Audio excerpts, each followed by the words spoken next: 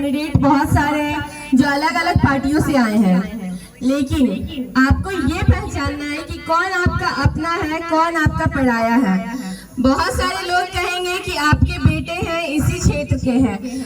अगर वो लोग बेटे हैं तो हम लोग क्या हैं जी, इस क्षेत्र के। हम लोग का तो जन्म कर्म ही यही हुआ है, तो हम लोग क्या हैं। अगर वो लोग पड़ोस के लोग आकर कह रहे कि वो बेटे हैं। बहुत सारे ऐसे सांसद हैं, विधायक हैं जो आपसे झूठे मूठे वादे करने वाले हैं, कहने वाले हैं कि अब भूल चूक हुई, इस बार जो है मौका दीजिए, फिर से जो है विकास करेंगे। आप 5 साल में विकास नहीं कर पाए।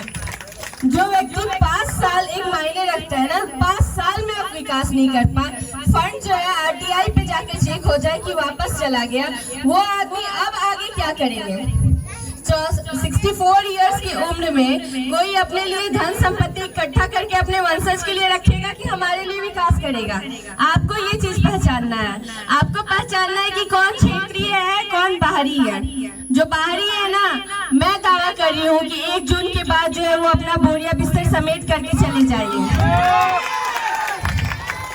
और 4 जून को वो अपने घर से आने वाले हैं चुनाव का जो परिणाम है वो जानने के लिए। अब आपको पहचानना है कि आपकी जो बेटी 24 घंटा हमियावड़ पंचायत में रहती है, वहां अगर आप एक आवाज दीजिए और वो नहीं आई आपकी सेवा के लिए, और जो बाहरी है उन लोगों में, दोनों में कंपेयर कीजिए कि जो बेटी आपको 24 घंटा मिलेगी वो ज्यादा अच्छी है, या जो वो लोग आ रहे हैं बाहर से वादा कर रहे हैं लेकिन फिर बाद में अपना बोरिया बिस्तर समेट करके दिल्ली, मुंबई, पटना को रवाना हो जाएंगे, वो अच्छे हैं।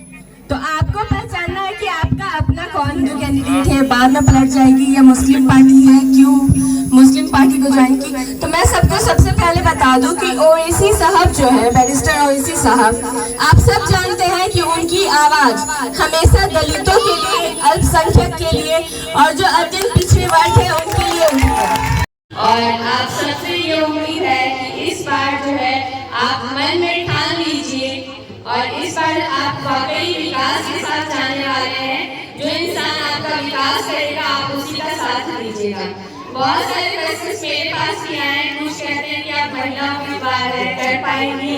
तो मैं बोलती हूँ कि प्रियंका जो है आज की महिला है, पहले की महिला नहीं है जो घर में सिंधी रह जाती थी। आज की महिला है, पढ़ी लिखी है, अपने अंदर वो योग्यता रखती है कि वो जो है उस लायक है, इसलिए आगे आई है। आप सबका आशीर्वाद है कि आपकी पीढ़ी जो है यहाँ कामयाब है, इसलिए आपकी तालियों की आवाज बता रही है। बेटी को परिचय मिलेगा कि नहीं? बेटी को लायक समझते हैं तभी बोलिए, बाहरी को समझते हैं तो अच्छी बात है। मुझे उम्मीद है कि पड़ोसी के बच्चे आप लोग ज्यादा पढ़ रहे हैं।